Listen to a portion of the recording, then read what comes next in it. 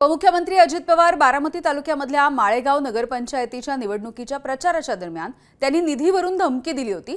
मतदारांना मतांमध्ये कात्री लावली तर निधीला कात्री लावणार असा दम देखील अजित पवारांनी भरला होता। तर त्यांच्या या वक्तव्यानंतर विरोधकांनी चांगलीच टीकेची जोड देखील उठवली। आता याच वरती मुख्यमंत्री देवेंद्र फडणवीस यांनी देखील प्रतिक्रिया दिली आहे।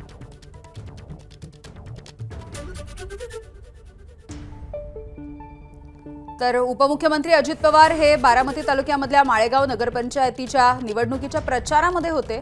त्यावेळेला त्यांची तिकडे सभा देखील झालेली होती आणि या सभेच्या दरम्यान त्यांनी निधीच्या संदर्भात एक मोठं वक्तव्य केलेलं होतं, ज्याला विरोधकांनी टीकेची झोड उठवली आणि अजित पवार यांनी धमकी दिल्याचं देखील म्हटलेलं होतं। यानंतर अजित पवार यांनी आपल्या वक्तव्याविषयी स्पष्टीकरण सुद्धा कालच दिलं आणि याच मुद्द्यावरती आज मुख्यमंत्री देवेंद्र फडणवीस यांनी सुद्धा भाष्य केलंय।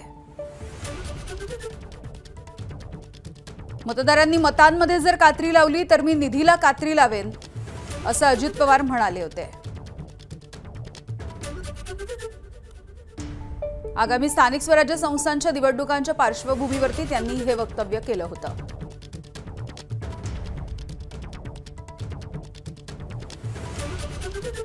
मित्रांनो, आपण सगळेजण मिळून केंद्राचा राज्याच्या खूप योजना आहेत पंतप्रधानांनी दिलेल्या, आम्ही राज्याच्या मुख्यमंत्री दोन्ही उपमुख्यमंत्री दिलेल्या त्या योजना नीट राबवल्या, त्याच्यातनं आपला माळेगावचा सर्वांगीण विकास होईल।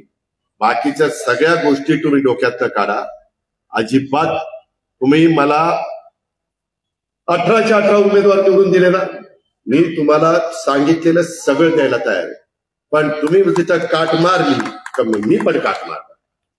तुमच्या हातात मत द्यायचं, माझ्या हातात निधी द्यायचं। बघा काय निवडणुकीनंतर सगळ्या शहरांचा विकास आम्हाला करायचा आहे आणि अनेक वेळा भाषणामध्ये आपण काही गोष्टी बोलतो, त्याचा अर्थ तसा कधीच नसतो। त्यामुळे आमचे सहकारी असतील किंवा कोणी असं जरी बोललं असलं तरी त्यांचाही उद्देश तसा नाही आहे, तेही कधी असा भेदभाव करणार नाहीत।